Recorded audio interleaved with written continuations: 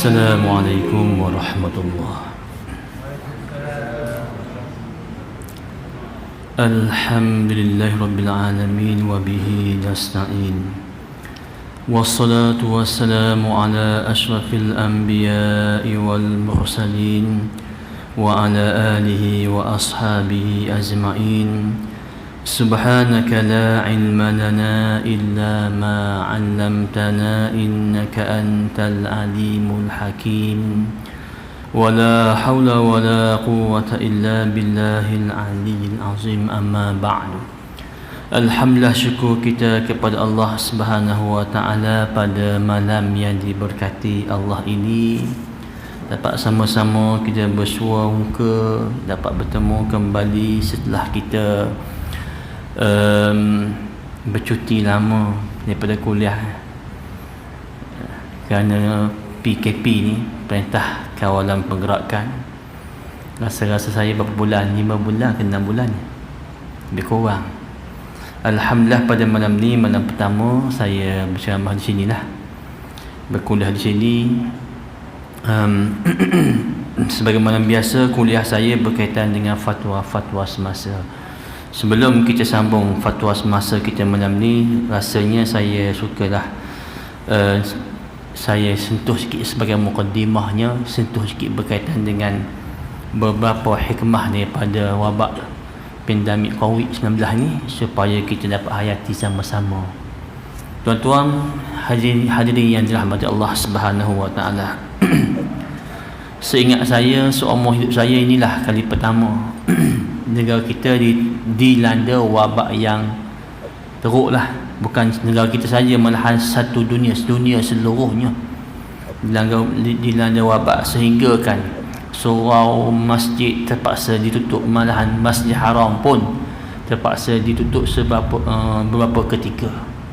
Jadi tuan-tuan perempuan semua yang tuan-tuan perempuan tak ada, tuan-tuan yang dirahmati Allah Subhanahu wa Ta'ala, apakah hikmahnya Allah Ta'ala turunkan kepada kita hari ini COVID-19 ni, sampai kita tak boleh nak sembahyang, baru boleh sembahyang. Nah, itu pun terhad lagi dengan SOP sebagainya. Jadi mukaddimah saya malam ni, saya sentuh sikit berkaitan dengan hikmah di sebalik COVID ni. Apa hikmah Allah Ta'ala turunkan COVID? Yang pertama sekali saya cuba ringkaskan. Yang pertama sekali, tuan-tuan, apabila kita menghadapi musibah COVID ni, dan hikmah di sebalik musibah ni, yang pertama sekali, hikmahnya kita boleh memantapkan lagi akidah keimanan kita kepada Allah Subhanahu wa Ta'ala. Yang pertama, akidah iman kepada qada dan qadar. Rukun iman yang keenam tu, beriman kepada qada dan qadar. Kita beriman bahawasanya segala yang berlaku di muka dunia ni, tuan-tuan, adalah dengan ketentuan Allah Ta'ala. Siapa tak beriman, rosak akidahnya. Ini rukun iman. Wallahu khalaqakum wa ma ta'malun. Dialah Allah yang mencipta kamu dan segala apa yang kamu usahakan. Inna kulla syai'in khalaqnahu biqadar. Sesungguhnya kami ciptakan setiap sesuatu itu berdasarkan qadar, ketentuan kami. Apa saja yang berlaku, musibah yang berlaku ni, tuan-tuan, dah termaktub pada ilmu Allah Ta'ala, ketentuan qada dan qadar Allah Ta'ala. Dengan sebab itu, bila kita kata kita beriman kepada qada dan qadar, kita kena redha apa yang berlaku kepada kita. Tuan-tuan, kita yang tak kena musibah mungkin senang bercakap. Orang yang kena musibah, tuan-tuan, orang yang kena musibah, sahabat-sahabat kita yang hadis di Masjid Sibtalin sebagai contoh. Nah, ataupun saudara mara kita, anak isteri kita yang terkena, wal iyazbillah. Ketika itu kita akan merasai suatu musibah yang besar yang berlaku. Kalaulah tiada iman kita tak mantap, iman dengan qada dan qadar tak mantap, mungkin kita akan marah kepada Allah Ta'ala. Saya berceramah ni kali ketiga ke empat ceramah di satu surau. Saya berceramah, saya sebut tentang hikmah sikit sebagai mukaddimahnya. Lama tak bertemu ni. Rupa-rupanya dalam hadirin yang ada tu kena pada dia. Musibah berlaku kepada dia, isteri dia meninggal dunia, COVID. Masya Allah. Tuan-tuan, orang yang kena musibah ni tuan, tahulah betapa berat dan sayunya. Kena kepada orang yang tercinta, tersayang, isteri. Tak boleh nak masa sakit, tak boleh nak berziarah. Dah meninggal tak boleh nak cium ciuman terakhir ke, nak mandi ke, nak kafan ke, tak boleh. Ke bumi pun tak boleh tengok ni, tak boleh. Ya Allah, sedihnya tuan-tuan. Betapa sedihnya benda kalau kena kepada orang yang tersayang. Tapi itulah yang dikatakan tuan Allah, kalau kita beriman dengan penuh keimanan dengan qada dan qadar ni, kita akan terima. Sebab tu yang pertama sekali yakinlah, imanlah, redalah dengan segala yang berlaku ni, kerana ia ada ketentuan qada qadar Allah Subhanahu wa taala. Kalau kita marah kat Tuhan, apa jadi? Rosak akidah kita. Kena kat keluarga kita orang tersayang, apalah Tuhan ni kena kat pada aku, bini aku contoh, marah. Kalau kita tiada keimanan, keteguhan iman, kita akan marah. Tapi kalau kita yakin dan beriman kepada Allah Ta'ala, kita yakin ni ketentuan Allah, aku kena terima, dan di sebalik ketentuan qada musibah ini tentu ada hikmahnya, iaitu antara hikmah yang besar, ganjaran yang Allah sediakan kepada orang yang ditimpa musibah ini. Sebab tu tuan-tuan, dalam hadis yang diriwayatkan oleh Imam At-Tirmizi, Nabi bersabda, inna izamal jazaa ma'a izamil bala, ma'al izamil bala. Allah Ta'ala menyediakan ganjaran yang besar bersama-sama dengan musibah yang hebat. Ganjaran yang besar Allah sedialah bersama-sama musibah. Wa inna Allah idza ahabba qauman ibtalahum. Bila Allah Ta'ala sayang, cinta, kasih kepada sesuatu kaum itu, Allah uji kaum. Allah uji dengan musibah. Fa in radiya, jika dia redha, falahu ridha, ia mendapat redha Allah. Tuan-tuan, bukan senang nak dapat redha Allah ni. Tiba-tiba kena musibah, kita redha dengan qada-qada yang berlaku, dapat redha Allah Ta'ala. Sahabat Nabi, orang yang dapat redha Allah, dipilah radhiyallahu anhu, Allah redha dia. Bukan senang nak dapat redha Allah, suatu perkara yang sangat besar. Sebaliknya kata Nabi, wa in sakhita, sebaliknya kalau dia marah, nampaklah Tuhan buat aku macam ni, marah kat Tuhan, falahu sukh, dia mendapat kemurkaan Allah Ta'ala. Sebab tu tuan-tuan sekalian, tersasul sebut puan, apa yang berlaku ni perlu kita redha, ketentuan Allah Ta'ala yang perlu kita terima dengan penuh keredaan hati. Satu.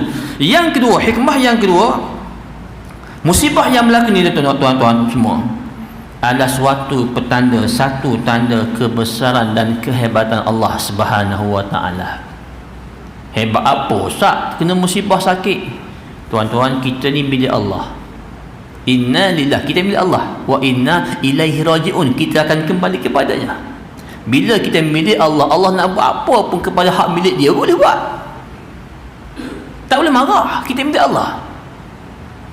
Jadi tuan-tuan dan puan-puan semua, sebab itu bila Allah Subhanahu wa taala kenakan sesuatu musibah kepada kita,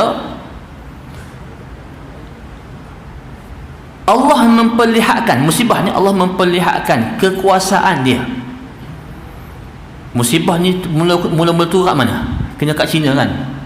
China. Tuan-tuan tengok apa kata Presiden China ketika itu.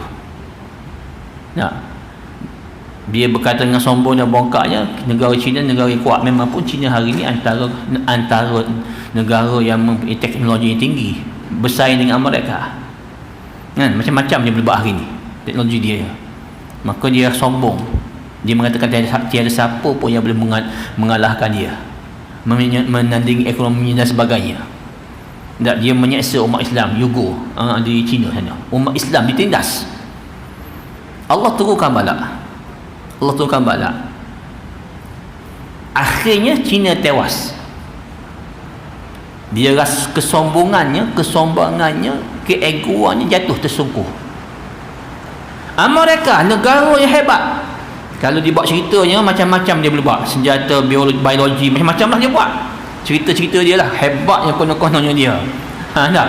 Boleh cipta senjata biologi, boleh buat macam-macam obat sebagainya, canggih-canggih lah. Hari ni bila kena tuan-tuan, apa jadi kat Amerika?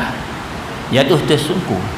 Negara yang paling teruk sekali, antara negara yang paling teruk sekali menerima musibah ni, macam COVID-19 ni. Kesemua ini membuktikan kepada kita bahawasanya bila Allah turunkan balak kecil je, kuman tak nampak mereka kasar pun, tak nampak pun kuman tu mereka kasar, jatuh habis tuan-tuan. Sebab tu tuan-tuan, ketika kita berkuasa, kita jangan lupa Allah Ta'ala lebih berkuasa. Jangan sampai kita menzalimi orang lain, sebab Allah Ta'ala lebih maha berkuasa. Ni antara hikmah yang kedua. Yang ketiga saya nak sebut, yang ketiga, kenapa Allah Ta'ala turunkan wabak ni, wabak COVID ni? Antara lain ialah ia sebagai suatu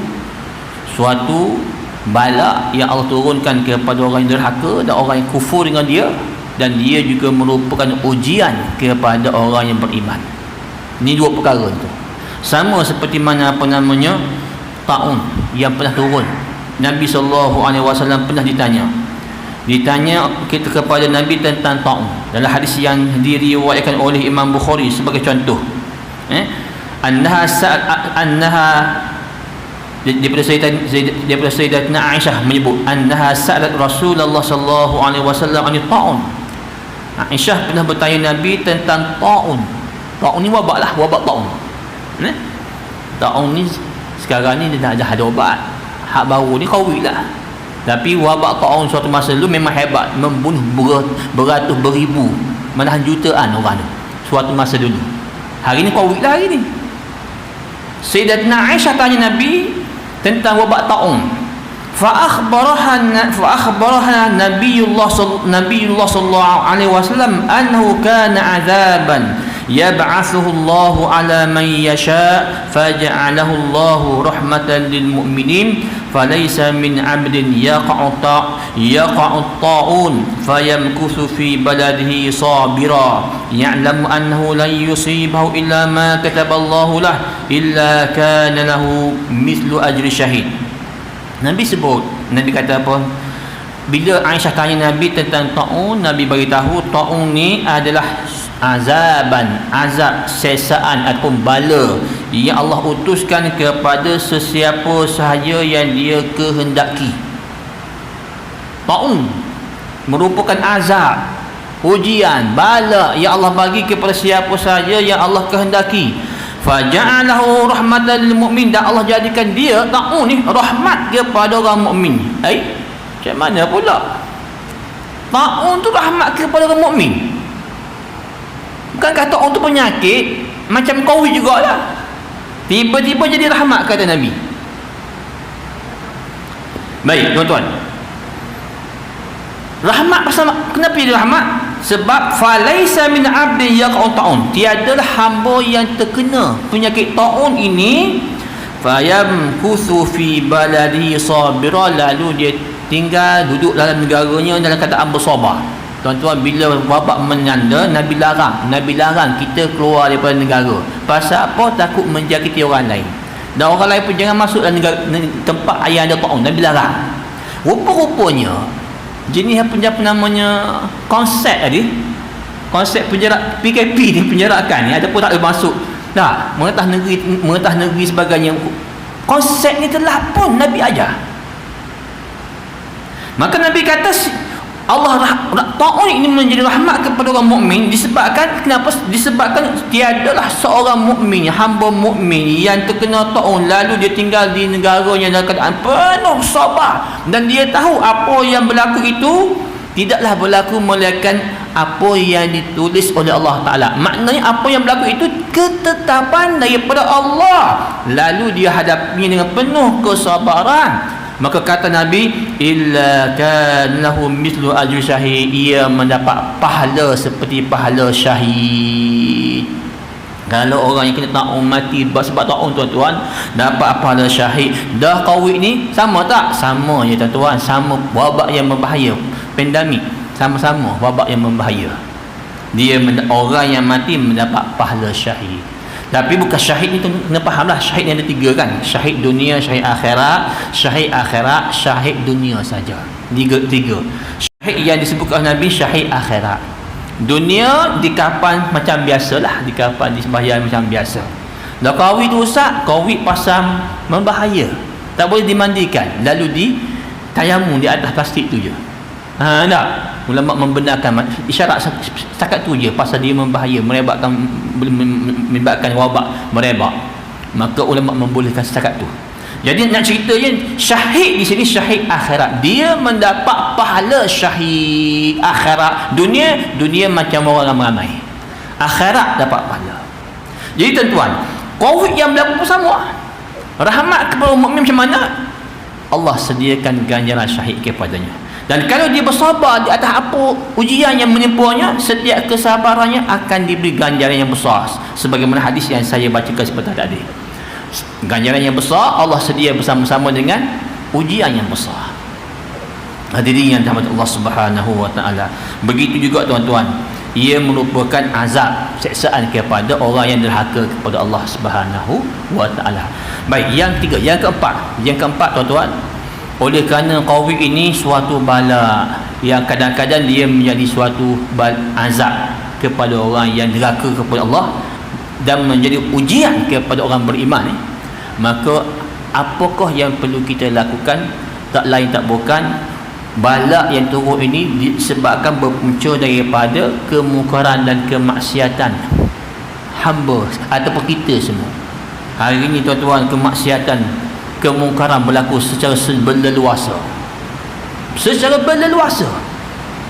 Umat Islam ugur contoh, dibunuh, dianiaya, ada orang Islam pergi tolong? Tak ada, tengok saja. Kemungkaran berleluasa. Maka bila Allah turun bala turun ni tuan, bukan orang zalim saja yang kena.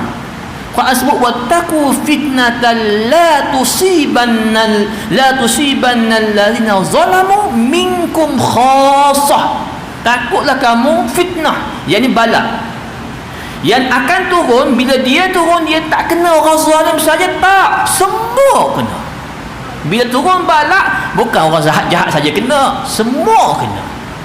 Sahabat pernah bertanya Nabi, ya Rasulullah, kalau macam itu nyanyi orang hak baik-baik, ya Rasulullah, orang baik pun kena juga Rasulullah?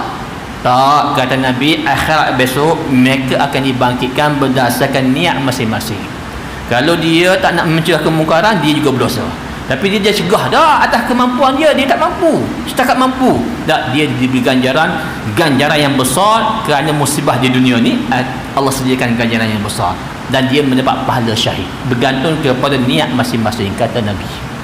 Hadirin yang dirahmati Allah Subhanahu wa taala, bila kita menyedari dia bala, maka obat mengatasinya tak lain tak bukan kita kena cegah kemungkaran tersebut dan banyak-banyak bertaubat. Sebab tu tuan-tuan, dalam YouTube, Syekh tuan guru saya lah, Syekh ulama Azhar, Syekh Dr. Omar Hashim, dia pernah menjadi matan rektor Universiti Azhar Mesir masa saya belajar dulu. Dia sebut dalam khutbah dia menyuruh semua manusia, terutama umat Islam seluruh dunia, supaya meninggalkan maksiat, bertaubat kepada Allah Subhanahu wa taala.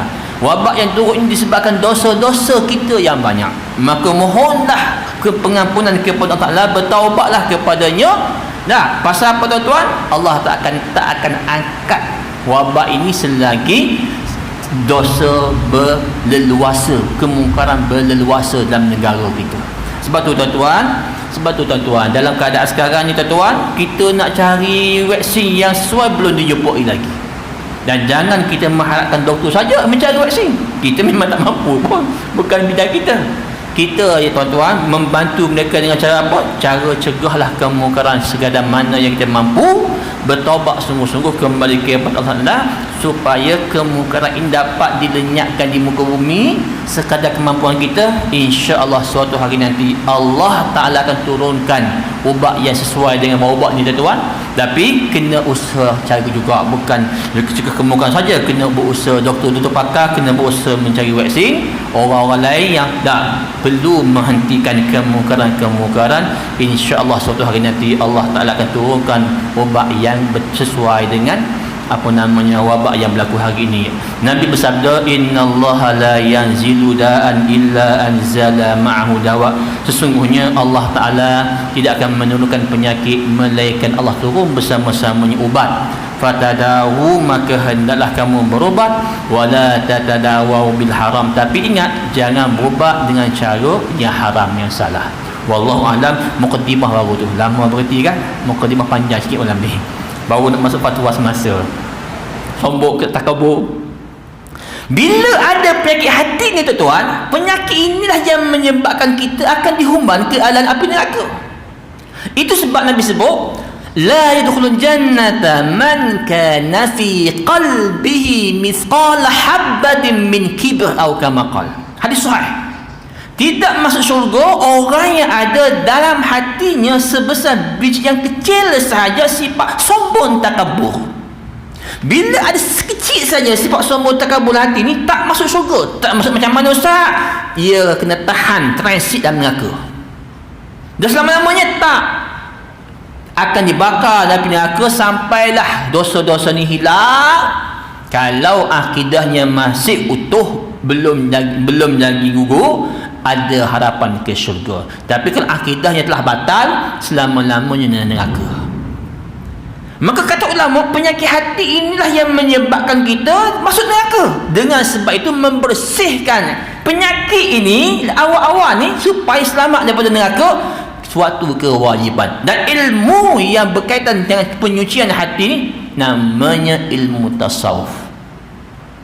Faham tak? Baik tuan-tuan, kemudian kata Syekh lagi, ulama telah membincang panjang, wa turuqus sufiyah hiya madaris laha manahijus khassah fi suluk indamma ila ba'dha aidan manahij fikri wal i'tiqad. Baik, kata Syekh, ini tadi definisi tasawuf.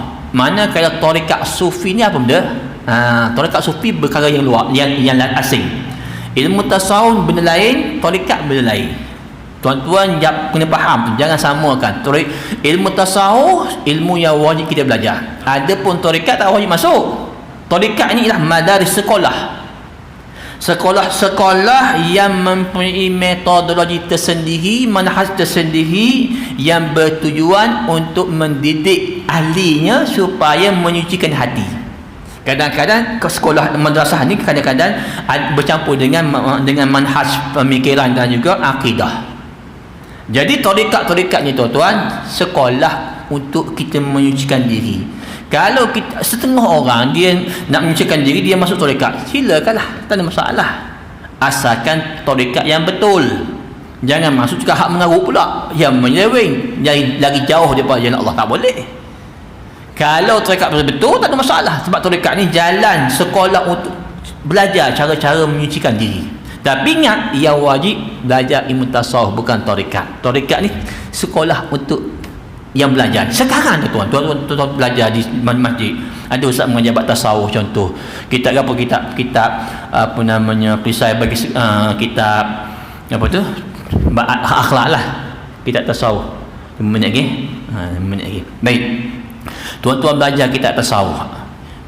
Kitab Ihya Ulumuddin contoh, Mau'izah Islam Mukminin contoh, dan lain-lain. Semua tu termasuk ilmu tasawuf yang tu kita belajar. Sekolah lah tu. Cuma sekolah secara tak formal. Ada orang secara formal khusus. Itu beza dia. Faham tak? Baik. Kata Syekh, ulama pembicaraan berkaitan dengan tarekat ni panjang lebar. Ada yang menyokong, ada yang mengkritik. Apa pun kata Syekh, ia berpandu kepada untuk menghukum tarekat betul tak betul, lihat kepada beberapa paksi, beberapa kayu ukur. Syekh menyatakan beberapa ayat Al-Quran sebagai yang menjadi kayu ukur untuk mengukur tarekat ni. Yang pertama sekali ayat Al-Quran, ala in awliya Allahi la khawfun alaihim wa lahum yahzanun. Ketahuilah sesungguhnya wali-wali Allah, mereka tak takut dan mereka tak akan berduka cita. Allazina amanu wa kanu yattaqun, iaitu orang yang beriman dan orang yang bertakwa. Tarekat tasawuf ni ilmu untuk menyucikan diri sampai ke makam, tak ada, berhasil menjadikan dia orang yang wali Allah. Siapa wali Allah ni? Orang yang beriman dan bertakwa. Ni wali Allah ni, orang yang benar-benar beriman dan bertakwa. Bukan sebut wali orang boleh terbang, Ustaz, berjalan atas air. Terbang tu burung, berjalan atas air tu labah-labah. Wali-wali orang yang benar-benar beriman dan bertakwa, tu wali tu. Cuma kadang-kadang Allah beri karamah kepada dia. Jadi karamah tak boleh dipertikaikan. Ada dalam akidah Ahlussunnah wal Jamaah, Allah kurniakan karamah tertentu kepada wali-wali tertentu. Ada, tak boleh dipertikaikan sabit daripada Quran dan hadis dan akidah Ahlussunnah wal Jamaah. Cuma wali ni orang yang benar-benar beriman dan bertakwa. Ilmu tasawuf ni ilmu untuk menyucikan diri supaya sampai ke makam ni. Satu. Yang kedua ayat Quran, wa anna hadha sirati mustaqima fattabi'uh wa la tattabi'u subula fatafarraqa bikum an sabilih. Inilah dia jalanku yang benar, jalan Al-Quran yang benar, yang lurus, hendaklah kamu ikuti. Jangan kamu ikuti jalan-jalan yang lain, pasti kamu akan bercerai-berai daripada jalannya ini. Baik, berdasarkan ayat ni, mana-mana tarekat ke apa sekalipun mesti ikut jalan yang Nabi bawa. Kalau ada hari tarekat yang konon-konon tak ikut jalan Nabi, itu bukan tarekat sufi, itu tarekat syaitan. Ada tak ada? Ada.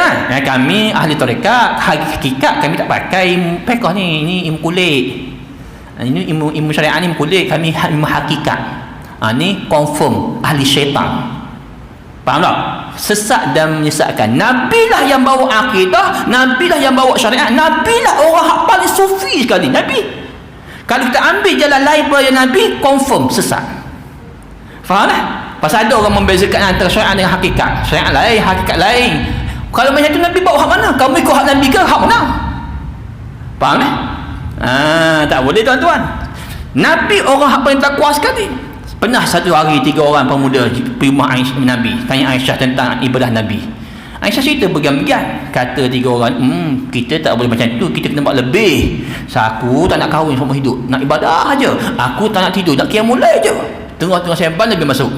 Kamu kau yang kata bergan-bergan? Ya Rasulullah. Nabi kata, ana atqakum, aku orang hak paling takwa di kalangan kamu, paling takwa di kalangan kamu.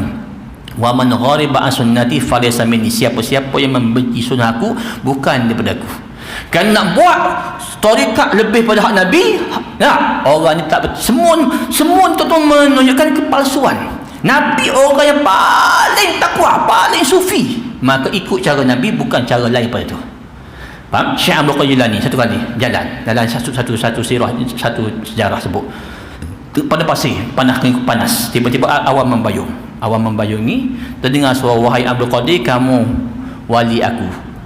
Hari ini aku angkatkan kamu, aku angkatkan makam kamu, aku halalkan kepada kamu perkara yang aku haramkan kepada yang lain.